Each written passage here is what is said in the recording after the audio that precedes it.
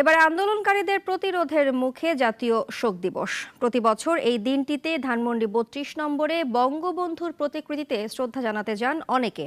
এবার সকাল থেকে এলাকাটিতে বাধার মুখে পড়তে হয়েছে, আক্রমণের শিকারও হয়েছেন অনেকে। বিস্তারিত জয়ন্ত কর্মকারের রিপোর্টে। সরকারি ছুটি নেই, তবে আছে শোক দিবস। কিন্তু ধানমন্ডি ৩২ নম্বরে এবারের চিত্রটা একেবারেই ভিন্ন। ভেতরটা শুনশান, স্তব্ধতায় মোড়ানো বঙ্গবন্ধুর স্মৃতিস্তম্ভ। বাইরে সুসজ্জিত অনেকে লাঠি সোঁটা নিয়ে শ্রদ্ধা জানাতে যারা এসেছেন তারাই পড়েছেন আক্রমণের মুখে। সকালে ধানমন্ডি ৩২ নম্বরের চারপাশে এমন পরিস্থিতি দেখা গেছে।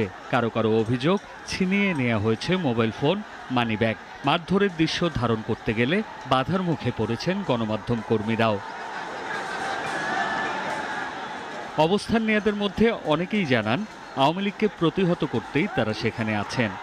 আমাদের যেই গণবিপ্লব সেটি যাতে প্রতি বিপ্লবে রূপান্তর না হয়, আমাদের বিপ্লব যেন ব্যাহত না হয়, সেই জন্য মূলত হচ্ছে আমরা এখানে প্রহরা দিয়েছি। শুধু আওয়ামী লীগ, ছাত্রলীগ আর যুবলীগকে প্রতিহত করা, কারণ এখন শোক দিবস নাই, এটা বিজয় দিবস। আজকে শুধু আমরা আওয়ামী লীগের বিরুদ্ধে অবস্থান নেওয়া হয়েছে, যাতে তারা কোনো প্রকার নাশকতা করতে পারে না, দেশটাকে অস্থিতিশীল করতে না পারে। আর আপনারা কোন সাংবাদিক? এই সাংবাদিকরা বুঝছেন, আপনারা কিছু মনে করেন না, তবে আপনারা অনেক কাজই আর অনেক কথাই লুকায় রাখছেন হাসিনার পক্ষে। এখানে সবাই এখন মনে করেন যে পাহারা দিচ্ছে যেন আওয়ামী লীগের কোনো অঙ্গ সংগঠন এসে এখানে ঝামেলা না করতে পারে।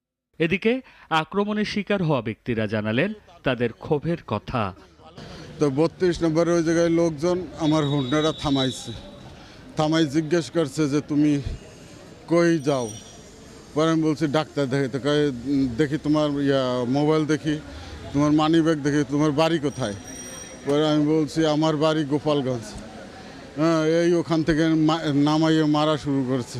আমার তো ওরা ফুল দেখিয়া আর ওরা আটটাইলিছে, আটটাইয়া কয় তুমি এই সেই তোমার ও শুরু করছে।